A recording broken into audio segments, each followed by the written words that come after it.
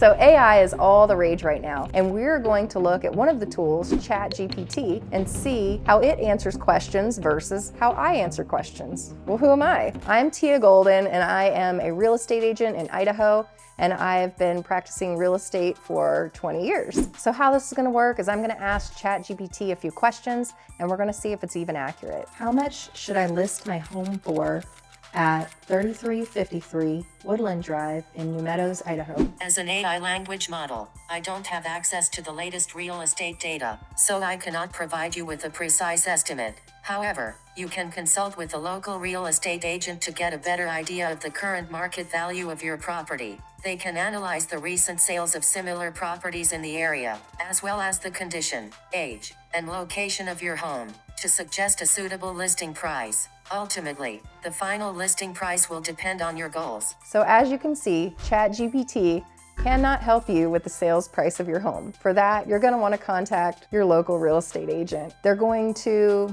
just like ChatGPT said, it did give the outline and some of the tools and techniques that we use to price a home, but it can't help you in pricing your home. Do you have advice on the best time to sell a home or buy a home? As an AI language model, I don't have personal experiences, but I can provide some general advice on the best time to sell or buy a home. The best time to sell a home is typically during the spring and summer months, as the weather is nicer and more people are out house hunting. Additionally, families with children often prefer to move during the summer to avoid disrupting the school year. However, the market conditions in your area, the condition of your home, and the competition from other homes for sale can also influence the timing of your sale. My answer to that would be the best time to sell or buy is when it's right for you. It's not always the best time to buy in the spring or summer when everybody else is buying. You might have more competition. Some people might be okay moving in the winter break or buying a home but not moving into it until the summertime. So the best time to buy and sell is whenever it's right for the client,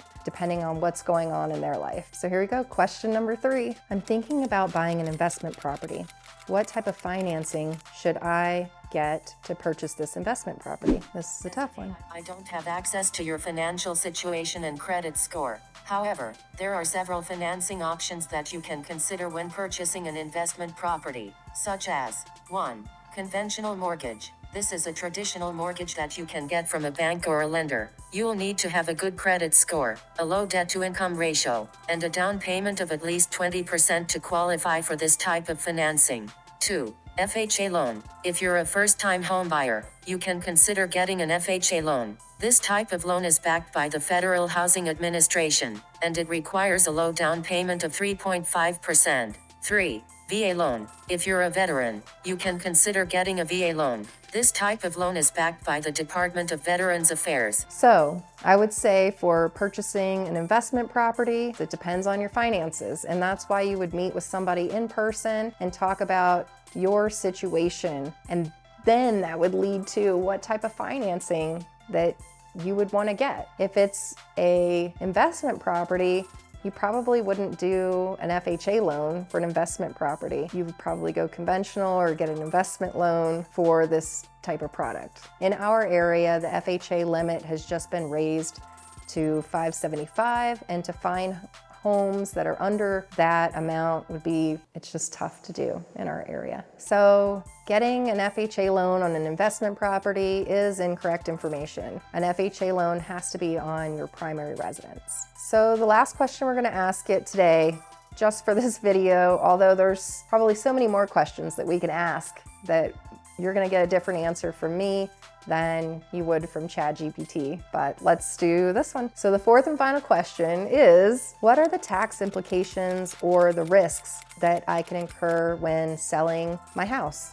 As an AI language model, I don't have personal experiences or sentiments to have insights into tax implications and risks of selling a house. However, here are some general points that you can consider. 1. Capital gains tax. If you sell your house for more than you paid for it, you may owe capital gains tax on the profit. However, there are certain exemptions and deductions available, such as the primary residence exemption, which can reduce or eliminate this tax. 2. Closing costs. When you sell a house, you may incur various closing costs, such as real estate agent fees, attorney fees, and title insurance. These costs can reduce your overall profit from the sale. So as you can see here, there are several questions that an AI tool cannot answer. The main takeaway from this is that 1, they don't have personal experience. 2, they don't have local knowledge. 3, they don't have all the information. They don't have that personal information from you